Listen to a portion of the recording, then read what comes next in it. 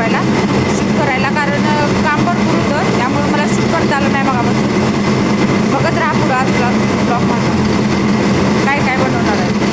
लस्सीसाठी पण दही लावायचं, आज लस्सी पण उद्या बनवायची आहे.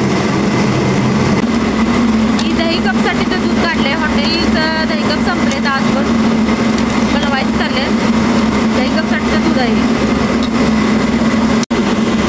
बघा एक पाणी चालू आहे, क्लिनिंग पण चालू आहे, माझं काम करत क्लिनिंग पण चालू आहे.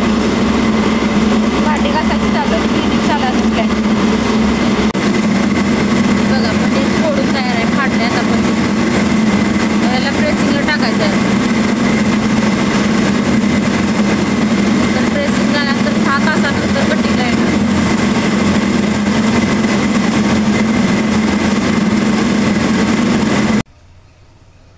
इकडे बघा कप पॅकिंग चालू आहे. पॅकिंग करायचं आत्ता घेतली, सुरुवात केली आता फक्त. वाजलेत बघा 1:45. तर कितीला होते बघूया. आता वाजलेत बघा दुपारचे 1:30 आणि काम आले आता संपत प्लॅन्टचं. अजून कप पॅकिंग चालले, पनीर बनले, दही लावून झाले, क्लिनिंग पण झाले, बऱ्यापैकी काम संपत आले. पण अजून कप पॅकिंग चालू आहे आतमध्ये. आता घरी जायचं, जेवण बनवायचं, मग जेवायचं. काल कोल्हापूरच्या अंबाबाईला गेल्यामुळे खूप कंटाळा आलता. सकाळी काही लवकर उठणं झालं नाही, त्यामुळे स्वयंपाक काही बनलेलं नाही. आता जाऊन बनवायचं आणि मग जेवायचं. फायनली कप पॅकिंग झालं आहे बघा सगळं. आता घरी जायची तयारी चालली. स्टोरेज आपल्या घराकडे आहे तिकडं, त्यामुळे सगळं घेऊन घरी गेलं पाहिजे.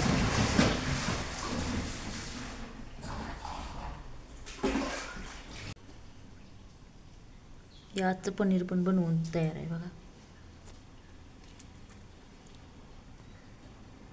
आता हे टाकायचं कुकिंगला. 6 तासानंतर याचं कटिंग केलं. उद्याच्या ऑर्डरमध्ये पण आहे आणि शॉपीसाठी पण आहे. शॉपीचं पण संपले.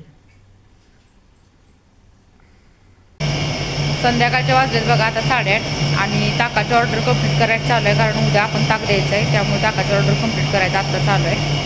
आणि बघत राहा पुढं माझा ब्लॉग. उद्या लस्सी बनवायची आहे. आता तर ताक फक्त बनवून जाणार आहे घरी आहे. संध्याकाळच्या आता 8:30 वाजले. 7 वाजल्यापासून काम चालू आहे. वर्ण होता मट्ट्यासाठीचं उद्याच्या ऑर्डरचं ताक बनवून तयार आहे बघा. उद्या सकाळी आपली ऑर्डर जाणार आहे.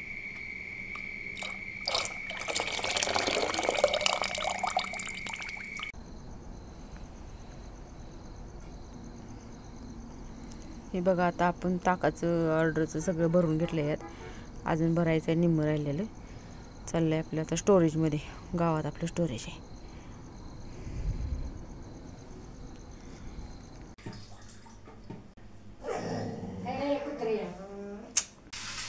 सकाळी बनवलेलं ही पनीरचा ब्लॉग बघा आपला असा आहे.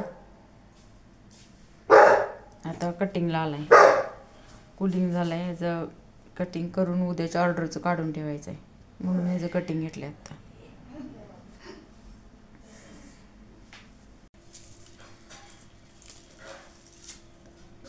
रात्रीचं जेवणात बघा आमच्या बाजरीची भाकरी, आमटी, मुगाच्या डाळीची, अंड्याची पोळी आणि भात. भात मी घेतलेलं नाही आत्ता. आजचा जेवणाचा मेनू आहे आमच्या. या सगळेजण जेवायला.